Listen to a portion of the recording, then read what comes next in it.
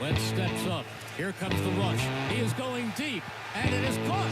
And in for a touchdown, Deshaun Jackson. Give the people what they want. Reuben, what is this, day 11, 12? I don't know anymore. 3016, I think. Yeah, we're starting to feel a little Carson Wentz fatigue, and I'm sure you guys are too.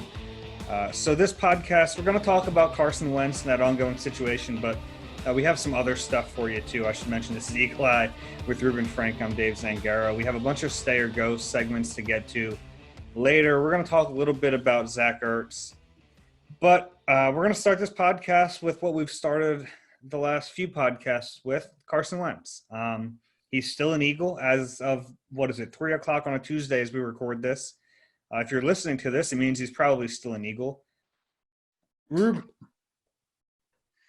going to get into specifically his role in these negotiations. But first, I want to just get your sense of, are you surprised that it hasn't happened yet? Not really. I just think there's so much posturing going on, so many media leaks and so much of both sides trying to gain some leverage, and nobody's budging. And sometimes in negotiations, that's the way it goes. Whenever it comes out that it's imminent, that means one side wants the other side to think it's imminent. It doesn't necessarily mean it's imminent.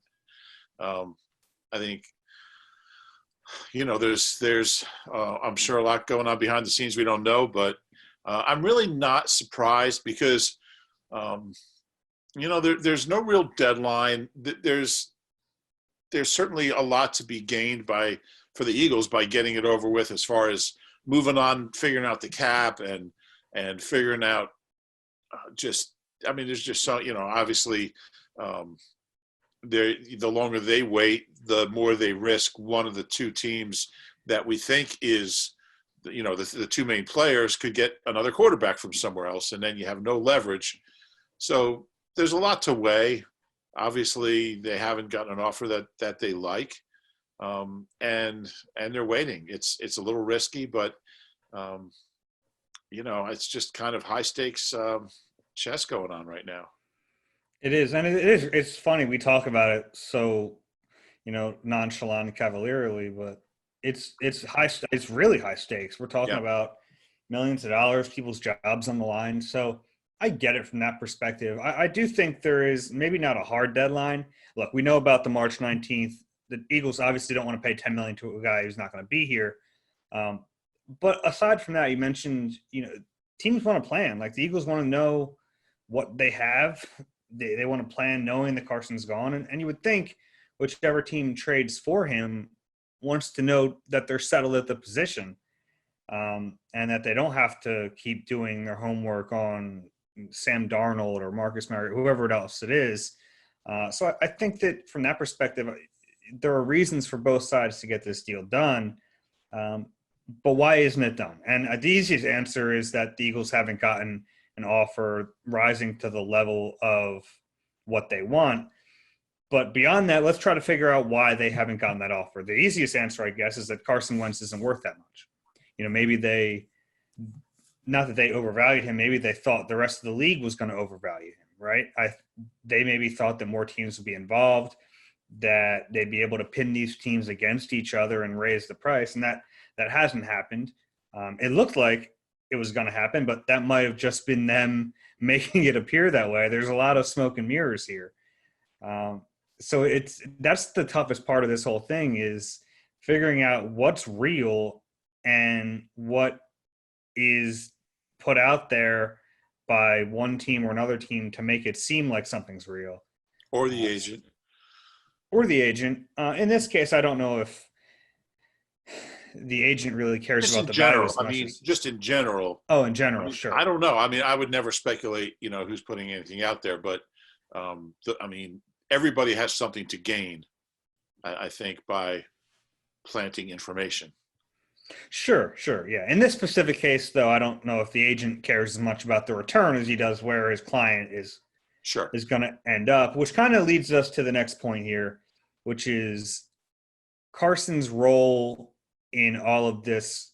At this point, we're not talking about his play or his unhappiness previously. We're talking about right now how much leverage does he have to determine where he ends up in a trade? And I bring this up because Albert Breer, who works for Sports Illustrated, was on Colin Cowherd's show on Monday and kind of brought up that possibility. And he basically said, look, Carson would rather be in Indianapolis.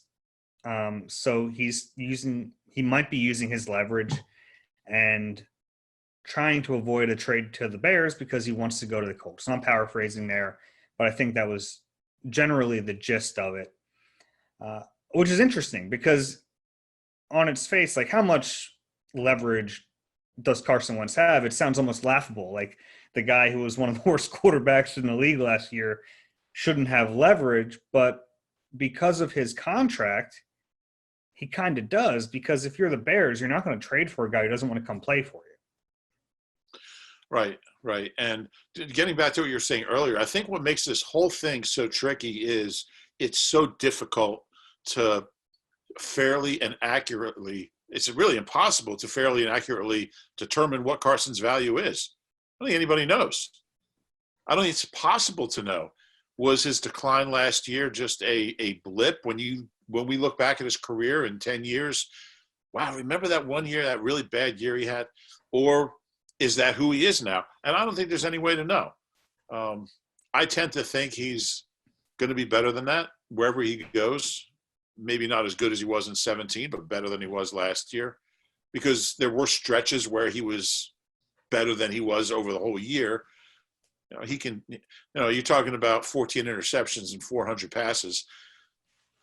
Not that there weren't other bad plays, but it's not like he didn't do any good things. So I think he'll, but again, if you're a team out there, you're making a heck of a commitment for a guy who you really don't know. So there's that factor. And I think that's what makes this, I think that's why when you look at Goff and Stafford, I think there's much more of a sense of who they are, what you're getting, than in this case with Carson. There's just a lot of unknowns. So I think that's one of the reasons this is certainly taking a lot longer than the Lions-Rams trade. But it's all projection, really. I'm sorry? It's all projection with Carson right now. It really is. I mean, no one's trading for the guy he was last year. There would be no one lined up for that. But I'm sure, even to the Bears and Colts or whoever else is involved, I'm sure somewhere in the back of their minds are like, what exactly are we getting?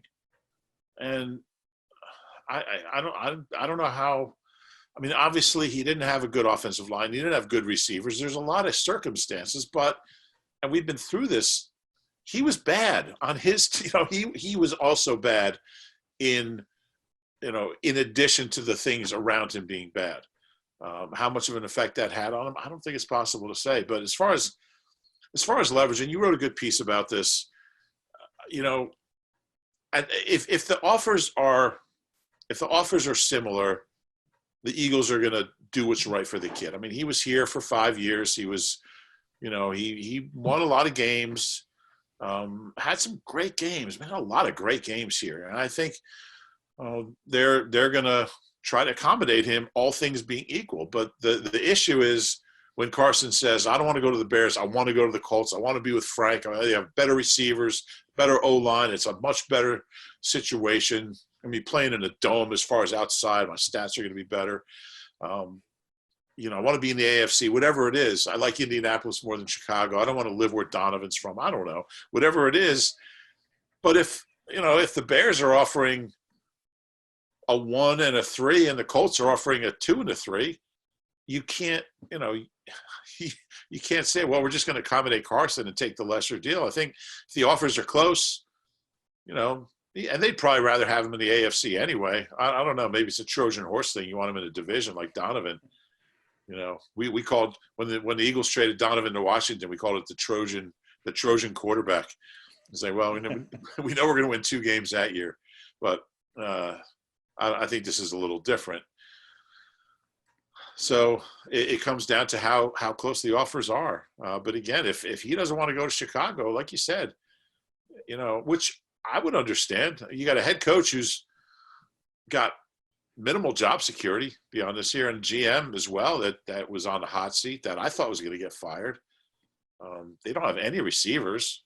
Their one good receiver is not going to be there. So I wouldn't want to go there. But if that's your only offer, or if that's your best offer, you know, then you get to the point where the Bears are like, well, if he doesn't want to be here, we don't want him. We know Carson's not going to be shy about saying where he wants to be. It's kind of weird, that he's setting these rules because, he shouldn't, but that's the reality of the situation. Well, I don't know if it's and we're kind of going off a report here, and even that report wasn't super firm. I don't think it would be Carson saying, I don't want to go here, because that might be his only escape hatch. If it ends up that he really doesn't want to be in Philadelphia and his only option is to go to Chicago, he'd do that, I would think. But if during the process he kind of lets it be known a little bit like, hey, I'd rather be in Indianapolis, which, like you said, makes a lot more sense for him. And it slows the Bears down so that the Colts and Bears become a little more even. This is so nuanced, and there's so many layers to this. But by the same token, let me just interject. If you're the Colts and he wants to go to Indy, why would your offer be as good as the Bears? Well, because ultimately it's not his call. I mean, because the Eagles still – look, I don't think they can really bring him back for this season. I think it'd be a disaster. We've talked about this before.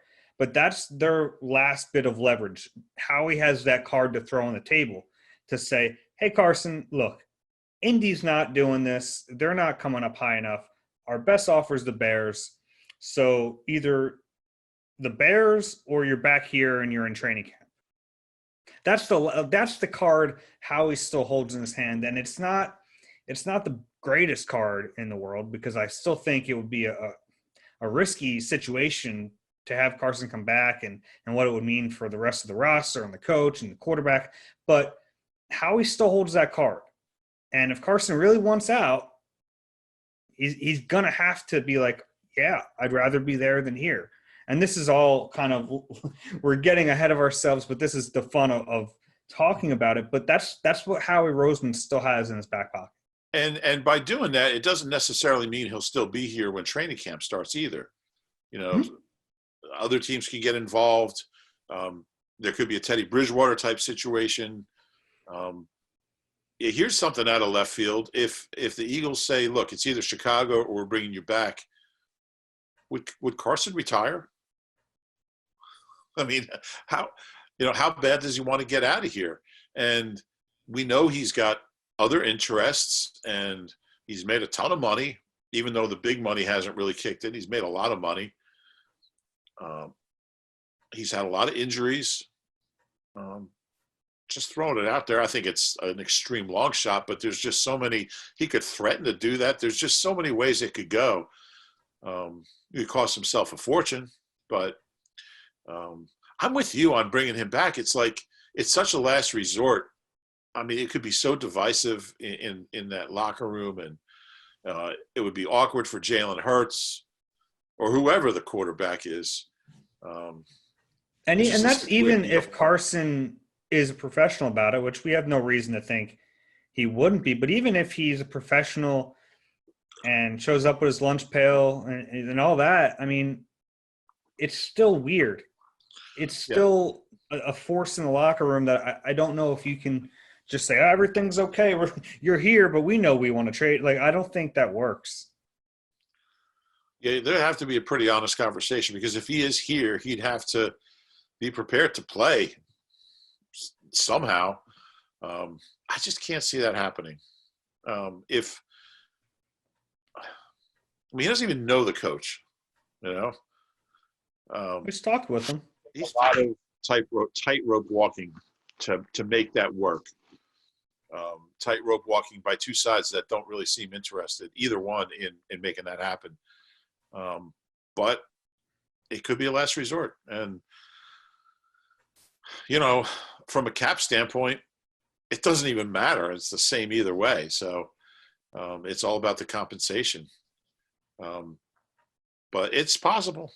That would be fun, man. That'd be wild. It's hard to imagine it, though, isn't it? It's really hard to imagine. Yeah, you've used you've used that phrase, putting the toothpaste back in the Tube. in the tube. Yeah. I almost said something else, but I didn't. Yeah, that would be. I just don't see that going in a good direction. You need a clean break. This team needs a clean break. He needs a clean break.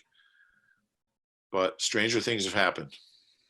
Yeah, I guess so. So, I mean, we'll see what happens there. And he might not be the only player traded. We've heard about Zach Ertz. Obviously, I don't think we're going to spoil our stay or go section here, but I don't think either of us anticipate Zach Ertz being back next year, whether it's a trade or I even think if they couldn't trade him, they would release him. But it was kind of thrown out there over the weekend, like maybe Zach Ertz could be a sweetener in the deal. I don't really know how much trade stock he has. It was reported by Sports Illustrated and Ed Kratz that the Eagles have talked to the Seahawks and the Colts. So the Colts is a mutual team. I don't know if it would go in the same trade as Carson, but what do you even think Ertz's value is right now? It's such a crazy story because he turned down what ended up being a much bigger offer than he'll ever see, unless he has a huge bounce back season. But I mean, he's already 30. He wasn't good last year. I don't know.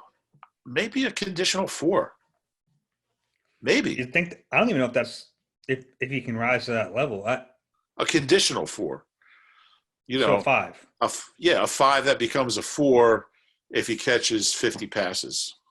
Yeah, I mean, I like having some sort of conditional pick.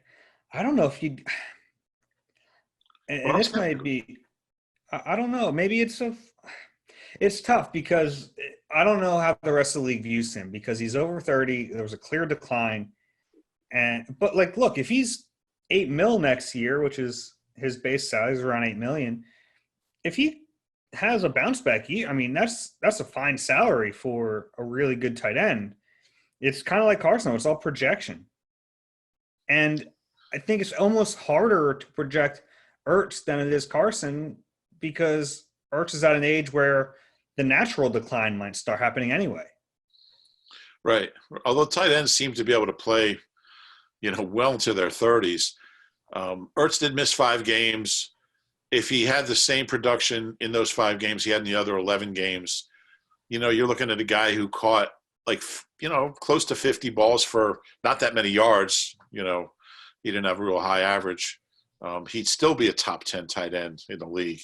But the question is, did we see the start of a decline? I thought he looked slow-footed.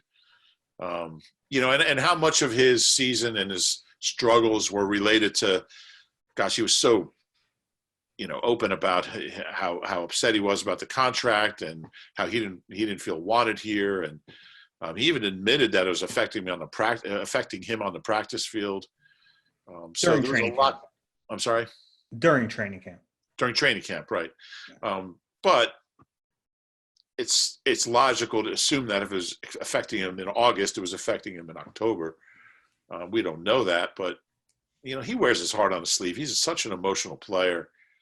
And I just feel like he's the kind of guy that if he's not in a place where he's content and happy and, it's hard for him to be that player. But it's tricky. I don't think he's got a ton of value. But it's crazy. We're talking about a guy who 2 years ago caught 88 balls. And a guy we thought they should extend. And a guy that they were really ready. I mean, they wanted to. I mean, they never reached a point on a price, but they clearly wanted to at some level to extend him. They gave him an offer. They wouldn't have offered him as much as they did if they didn't want to. And if you're the Eagles, if you're Howie, you got to be like, thank God he didn't accept that offer. Yeah.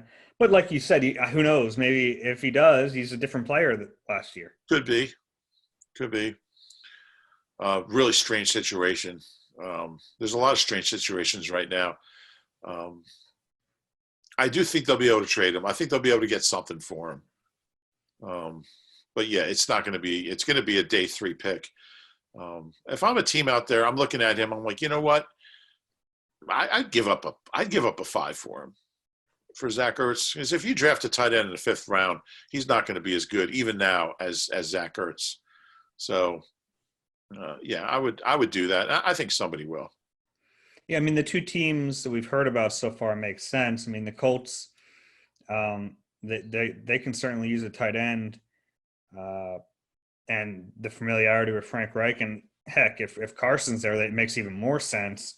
And then Seattle, I mean, they dumped a lot of money into Greg Olsen, so they've already shown that they're not too worried about overspending on a tight end who's aging. So, yeah, both of those spots make sense. They could both use it. I think he could have a bounce back year, but I really don't know, and that's part of the risk associated with him. But if you're the Eagles and someone gives you a conditional 4 or a conditional 5, honestly, that's probably all you can really expect. Yeah. Isn't it crazy that although if he would rather be released and, become a free agent, he's going to have to redo his deal anyway, I would think. I don't think anyone's going to trade for him without agreeing to redo his deal. So it might benefit him, just cut him and let him be a free agent and find his own path. It's crazy. I was wondering that if he wouldn't ask for his release at a certain point. I don't know that. I wouldn't be surprised, but yeah, I don't know. It's crazy to me that, there was a point where the Eagles got a 2nd-round pick for A.J. Feely, and I mean, from the Dolphins, they got a 1 for Sam Bradford, and they can't get a 1 for Carson Wentz. They're going to end up getting what they got for A.J. Feely for Carson Wentz. All right, they'll get more because there'll be other picks, but it's a strange business. I wonder if teams are just – I mean, if I was a GM, I'd be very reticent to trade picks and for anything other than a sure thing, because picks are the lifeblood of your team, man. That's where but you got to be able to draft, to do it. But if I was the GM, I'd have confidence in my ability to do that. But man, so many teams trade picks for, guys who are 2 years removed from being great and just aren't the same player and regret it. And those picks, man, you get a guy who's 22, making minimum, and has a chance to be a player. I'll take that any day of the week. Yeah, I guess, but there's so many factors involved in any kind of trade because you have, draft picks are lottery tickets. Yeah, you're going in with educated guesses, but you never really know. So I understand the value of a proven commodity a lot of times too, and it's like there are all the other layers of salary and situation of the team acquiring that player. Obviously, a team that's in a go-for-it mode, like the Rams, yeah, they're willing to give up those draft picks because they think they can win now, and there's such a balance. And we saw the Eagles kind of go for it. I mean, they thought they had their window open, and they paid guys who were older. They traded for guys, and a lot of that was because it all works hand in hand. A lot of it, they couldn't draft well, but I think there's something to be said for trading for proven commodities too. Like right now, if Jacksonville was offered Deshaun Watson for the first overall pick, I think they would take it. Yeah, but I think anytime you start seeing any sort of decline, I would stay away, because if there's a guy at the top of his game who wants to leave and the team wants to get rid of him, but he's still playing, he's still in that 27 to 30, and there hasn't been any decline, any drop off, I would consider it. But it just seems so often there's the guy, well, he had a bad year last year, but we can get him back on track. Those are the guys I would be careful with, just because more often than not, it seems like well, he just had an off year, or he was hurt, or he didn't fit our scheme, is really the beginning of that inevitable decline.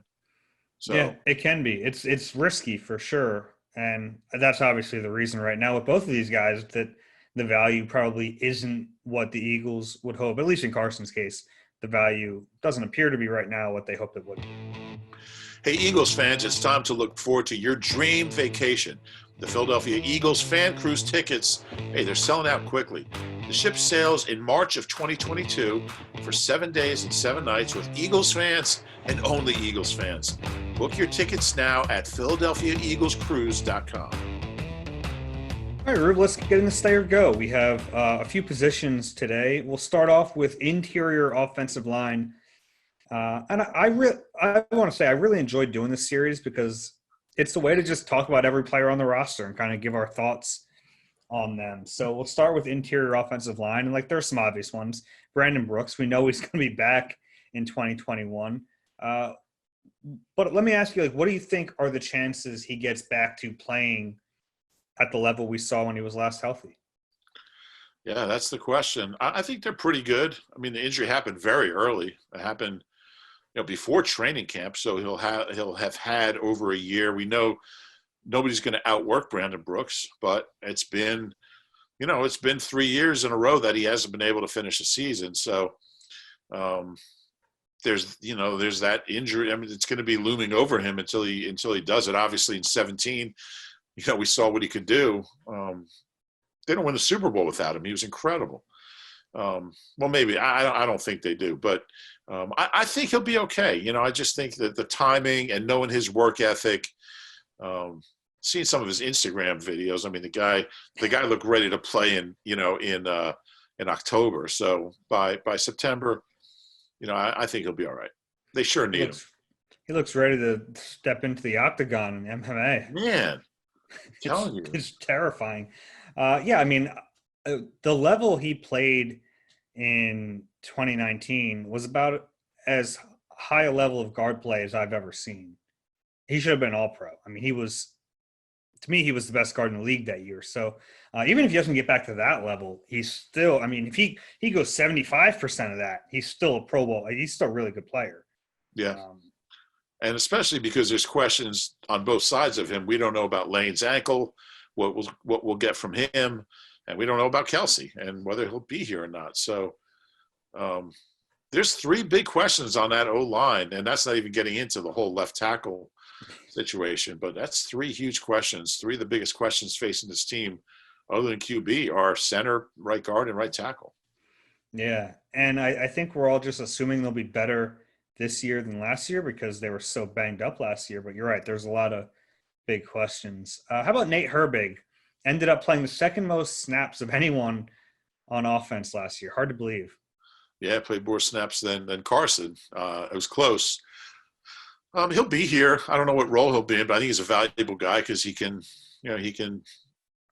go in anywhere and isn't going to complain about it. And I don't think he'll ever be a great player, but I think he'll be one of those guys that's in the league, like a Mike McGlynn type guy. You're going to look up at some point and say, you know what, Mike McGlynn played 10 years in the NFL. Herbig's smart. He's coachable. He works hard, and he's okay. So I think he'll be around.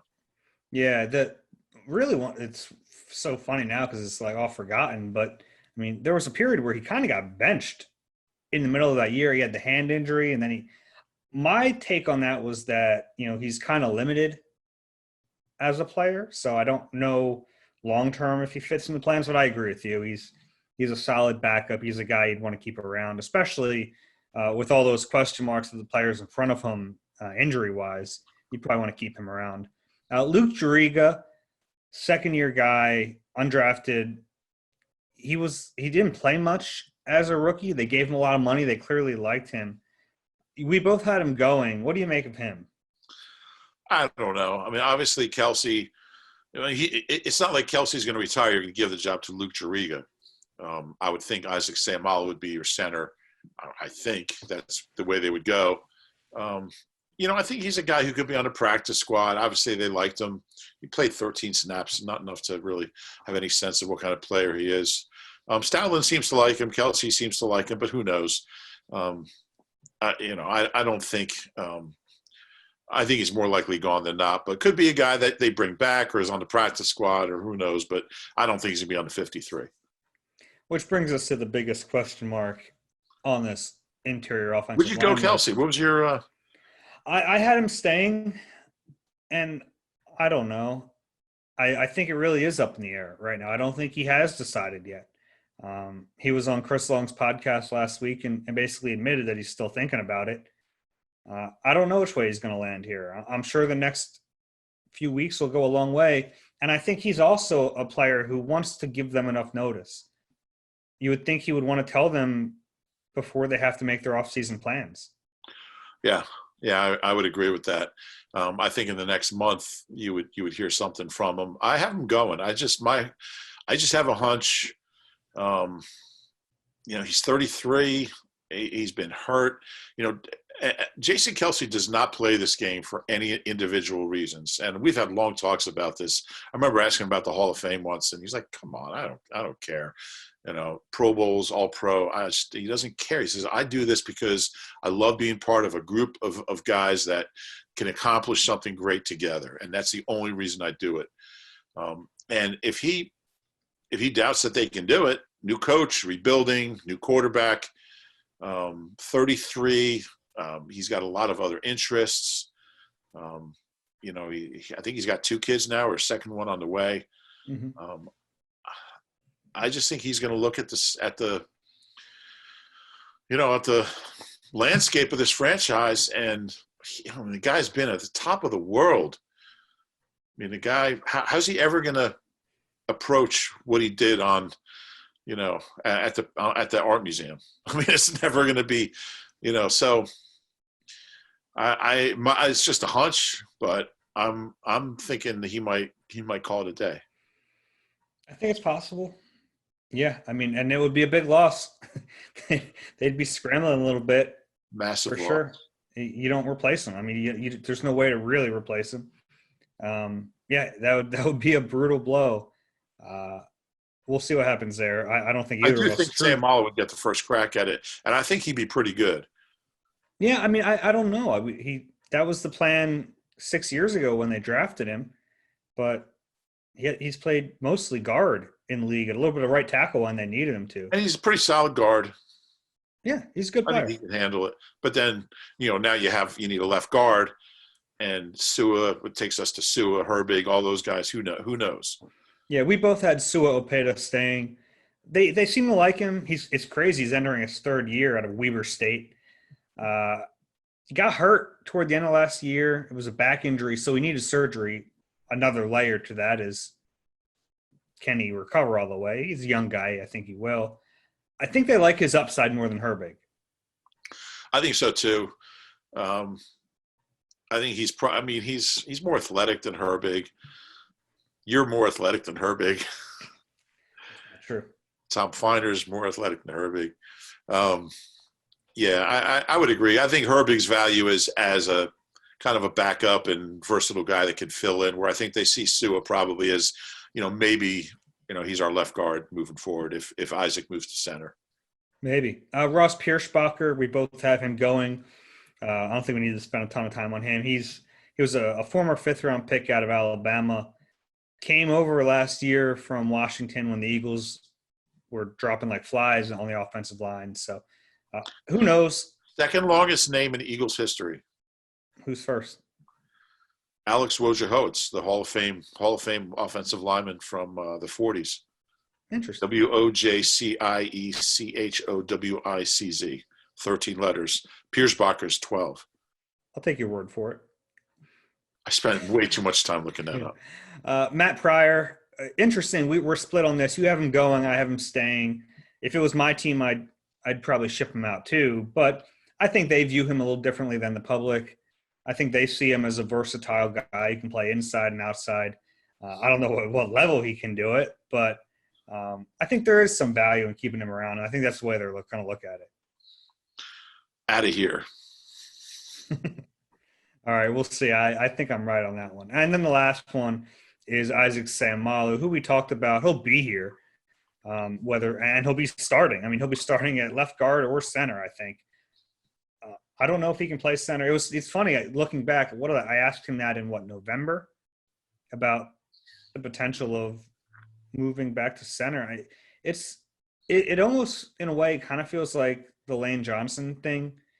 They drafted Lane Johnson with the idea that he would kind of replace Jason Peters, and then JP ended up playing another 200 years, and Lane was so good at right tackle, and he got so comfortable there, the Eagles said, no, well, you're our right tackle. You're not moving.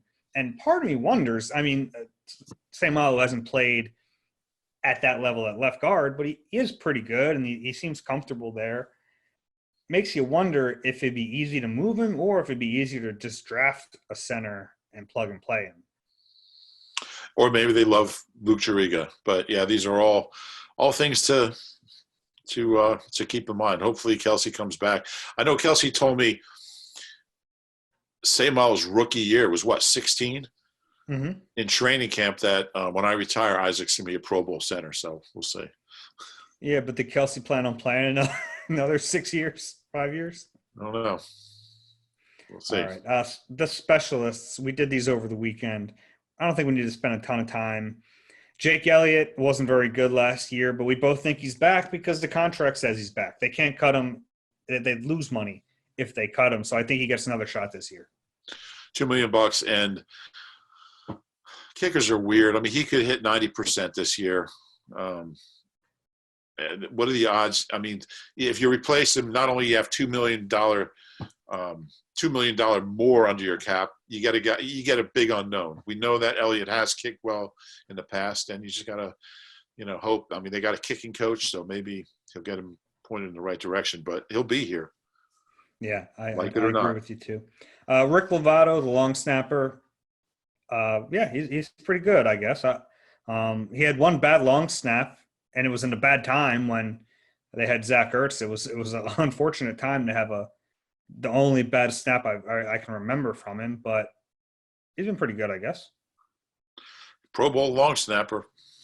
Yeah, and that Pro Bowl, by the way, did mean something because that was the first year that fellow long snappers voted. So I trust them more than I trust my own eyes watching a long snapper. There's nobody I trust more than the long snapping community, Dave. And then Cameron Johnston, he's a restricted free agent. So a little tricky here. They're probably not going to tender him because that comes with a $2 million price tag. So my guess is they let him hit the free agent market and then they try to sign him for a little cheaper deal. Yeah, I think they'll sign him. I mean, I can't imagine he's going to want to break the bank. Tailed off a little at the end of last year. It was the first time we'd kind of see him have an extended stretch where he struggled, kicking in bad weather. I think he'll be here. They'll figure something out. Yeah, I think so. But it also wouldn't be a bad time to bring in another guy for competition while you're not tied to him. I'm down with that. The more the merrier.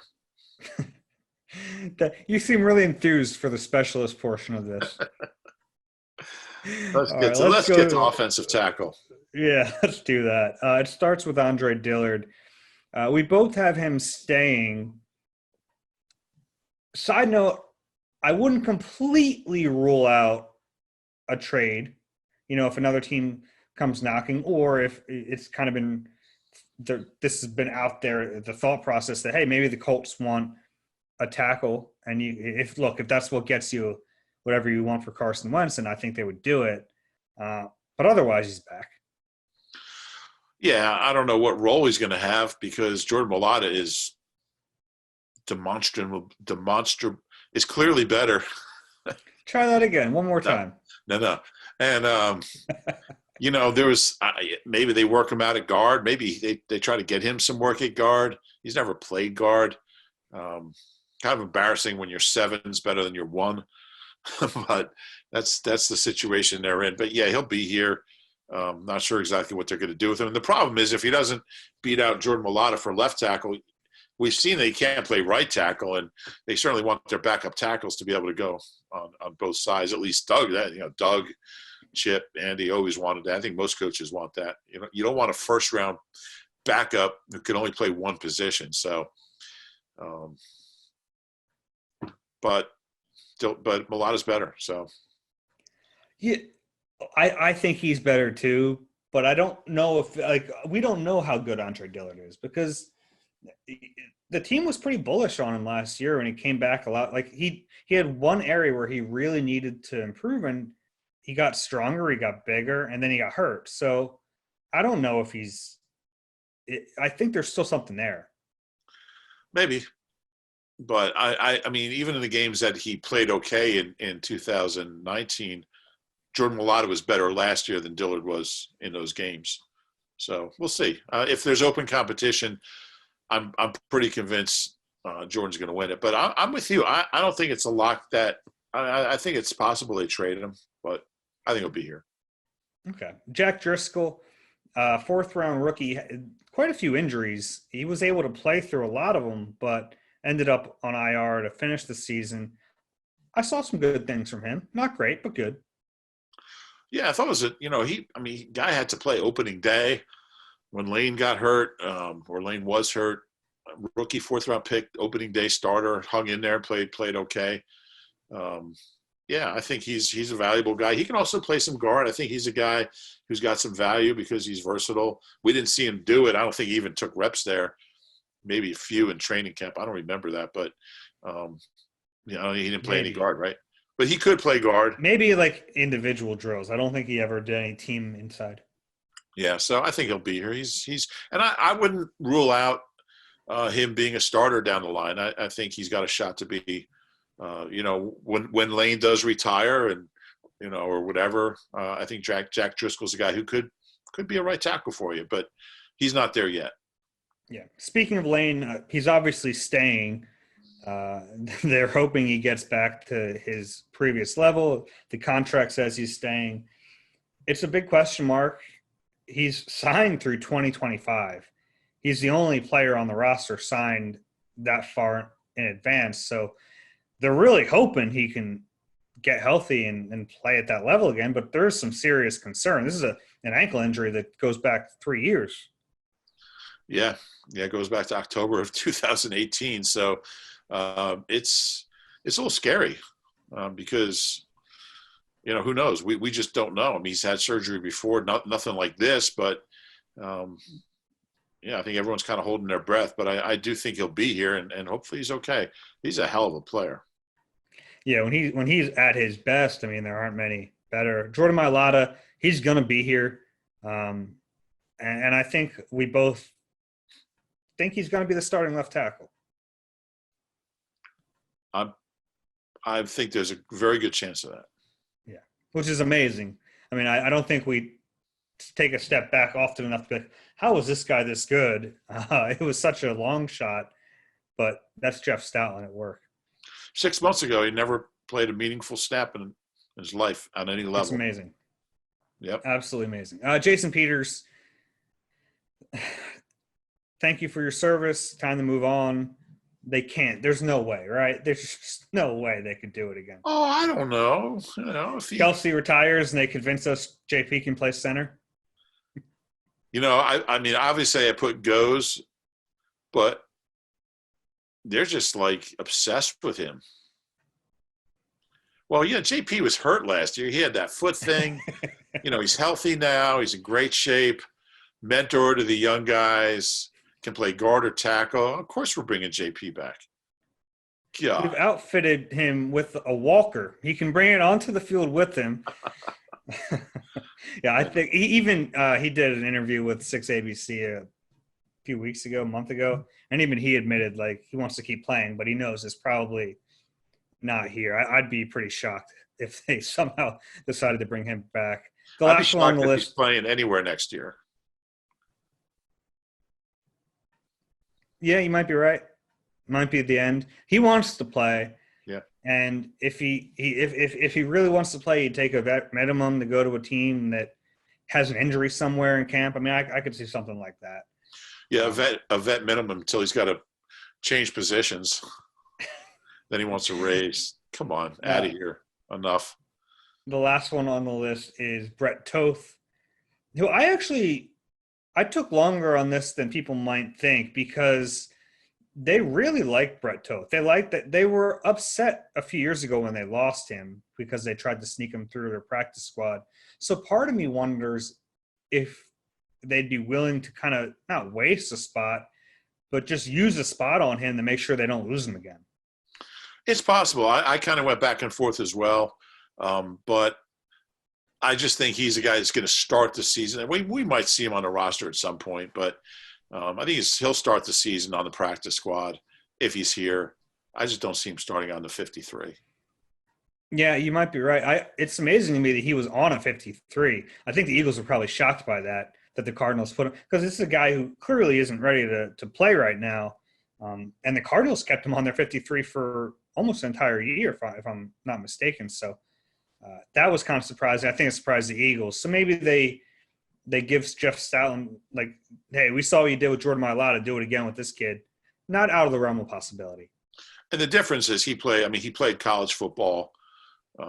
He's what is he? He's like 28, right? He's not that old, is he? He's not a kid, but he's huge. He played at Army where they never throw the ball, so he's still learning. He actually played. He started that Washington game. He's one of 5 right tackles. He's 24. Okay, I was off by 4 years. I was thinking of Matt Leo's 28. Yeah. Yeah, but I was hoping you wouldn't look it up because as soon as I said it, I knew I was wrong. But no, I think he's got a shot. That's why I looked it up. I think he's a project who's got some potential. Sure. Do you want to go through defensive ends today? You want to save it for the next one? Oh, I don't know, Dave. I feel strongly both ways. Let's do it. Let's go DNs. Okay, we'll say stays, and we'll go through it. Jannard Avery, you have him going. I have him staying. You only kept 2 defensive ends, so you're going to have to really fill out your roster. I looked at it like I think, I don't know what Jannard Avery is, but I do. Howie certainly wants to keep him. He wants to. Because it'll be embarrassing if he cuts this guy he spent a 4th-round pick on 2 years ago. Yeah, I think there is some talent in there. I really do. Maybe I'm crazy, but I'm curious to see what a new defense can bring out of him. Yeah, I've kind of moved on. I just haven't seen anything. I just little blips and bleeps here and there, but he had that 49ers game. Yeah, the 49ers game. And that was it. He had like 12 quarterback hits in that game. Yeah. I've had enough. I'm moving on. How about Barnett? What'd you do with Barnett? I have him staying with the caveat that obviously, well, no, I shouldn't say obviously, but it's hard for me to imagine them paying him at that 5th-year option level. So it's for those of you who haven't been following it, the 5th-year option means it's basically a 1-year, $10 million around contract with that same cap hit. So he's clearly not a $10 million player. So my understanding of what I think is going to happen is that they're going to try to get an extension done and keep him.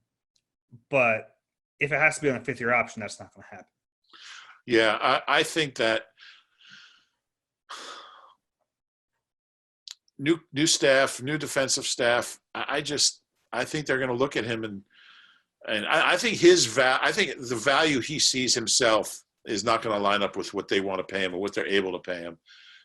He's a 5-sack-a-year guy, and even if they, try to get a long-term deal that's obviously not going to cost them $10 million this year or any year, I think he's going to want more money, and I think he's going to have more value on the open market because there's going to be a team out there that says, you know what, we can get him going in the right direction. But 19 and a half sacks in 4 years, a lot of injuries. I'm ready to move on. I get that, and we'll see what happens there. I think that is a lot of these guys. I think it's pretty clear one way or the other.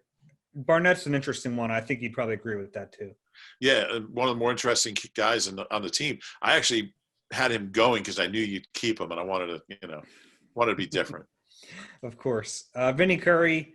Thank you for your service. Good luck elsewhere.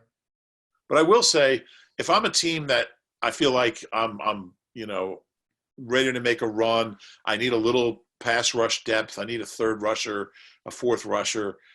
He's 33, but he's still okay. Mm-hmm. Did he have 5 sacks or something last year? So, if he's your 4th defensive end and he's not, the guy's made $30 million. I don't think he's gonna be looking to break the bank. If he wants to play, I think he'll get a job. It just won't be here. Yeah, I agree with that. Maybe I do hope a team takes a chance on him. He gets to chase the ring. That'd be cool for him. Next guy, Brandon Graham. This kind of bucks the trend of what we think they should do at a lot of these positions because he's older. He makes a lot of money, but The way the contract is structured, I think they're going to keep him. And he's one of their only good players. I think they have to keep him. Yeah, I was originally going to say they're going to keep him because of the contract. And I said, you know what? He's also their best pass rusher. So 8 sacks last year. I mean, he's had 8 or more 3 of the last 4 years. Who else is going to get to the quarterback? So he's an older guy. He's going into year 12. I'd love to see him finish his career here. It just doesn't happen with elite players never finish here, ever. There's very few of them. So hopefully he gets a chance, and I think it will. I think he will. I think okay. I think he'll be here next year. I don't know if he finishes his career here. The next one, Matt Leo. He is the 28-year-old former plumber who he's a big dude. He looks the part. He doesn't know how to play football. And that's the problem. I don't know. If that's the shame for him is that he's 28. Because if he was 23, you'd think, man, a team might keep him around and really try to develop him. But I don't know if it's going to happen for him. Great story if it does. I'm skeptical. And if not, those toilets of the NovaCare complex get blocked up. There's your guy. I hope he gets a chance somewhere. Maybe they'll keep him around in the practice squad. He was on the practice squad last year, but as an exempt player, as part of the international program. So I don't know I guess that's only a 1-year deal. I should have looked that up. I didn't. Just say it's a 1-year deal. The International Player Pathways Program. Yeah. Joe Osman, a favorite in the NovaCare complex, a favorite among our beat writer brethren, but I don't think he's going to be on the roster next year. Yeah, he tore his ACL in training camp of 2019, and I thought he had a legit chance to make the team. And again, he's a great story. He's an undrafted guy, undersized, long shot type guy, but he worked his way back from the knee and got on the field this year. I think in 3 games maybe. It was the first time he'd ever played. Good for him, but enough good stories. They need good players. So time to move on. And speaking of good players, we end with Josh Sweat. We've seen more than flashes at this point. There were flashes the first couple years. Last year was more than a flash. Last year he was a good player. And if Barnett is not here, he's probably a starter next year. Yeah, and that went into my thinking about Barnett as well. Is he's a lot cheaper. He's still on his rookie contract. I think he's on his last year of his rookie contract, I believe. It's hard to believe, but he is, yeah. What's that? Yeah, it's hard to believe, but yeah. He's 23. He'll be 24 when camp starts, so he's young. This is the kind of guy they need to build around. He's young, he's cheap, and he's got some talent, and there's very, very few of those guys. Yeah. How do you fill in this this defensive end roster? You got 2 guys you're keeping. Yeah, I'm going to have to make some moves. Keep my eye on the waiver wire, but it's early yet. We got the draft. I might draft a guy. Maybe Washington will cut. What's his name? I can't even think of his name now. The guy they drafted last year. Oh, Casey Tuhill. He's in the mix. I don't know. I tried to take them one at a time. I mean, you can find, it's like, I didn't want to keep anyone just because I have to keep someone. I mean, you can find Joe Osmond's and Vinny Curry's, Jannard Avery's, those guys grow on trees. So I'm confident that with our front office, we'll be able to fill those spots with quality talent, Dave.